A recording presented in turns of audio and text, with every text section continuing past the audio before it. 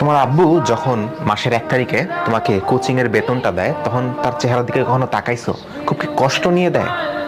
একটু আশা নিয়ে দেয়, দেখবা তার চেহারায় তুমি একটা আশা দেখতে পাবা। আসলে জানো, মিডল ক্লাস ফ্যামিলির যে বাবাগুলো থাকে তারা কখনো তোমাকে এটা বুঝতে দিবে না যে এই টাকাটা কোথা থেকে আসতেছে। হয়তো তার কোনো শখের কিছু কেনার ছিল, বাট সেটা কিনে নাই। হয়তোবা তার একটা ঘড়ি পছন্দ হয়েছে, বাট সেই ঘড়িটাও কিন্তু সে কখনো কিনবে না, কারণ সবার ফার্স্ট প্রায়োরিটি থাকে তোমার পড়াশোনা। এগুলো কেন করতেছে? হ্যাঁ ভাই, আমার আব্বুর কোনো সুপ্ত বাসনা আছে না? নাই। তোমার আব্বুর একটাই বাসনা যে তুমি জীবনে ভালো কিছু করবা, তুমি ভালো মতো পড়াশোনা করবা, কারণ তাদের কাছে এই পড়াশোনাটাই একমাত্র ওয়ে মনে হয় যার মাধ্যমে তুমি একটা ভালো লাইফ লিড করবা। এই জন্য তোমার পড়াশোনাতেই তারা সবকিছু ইনভেস্ট করার চেষ্টা করে। আর তুমি পড়ার টেবিলে বসে ঘন্টার পর ঘন্টা রিল স্ক্রোল করতেছ।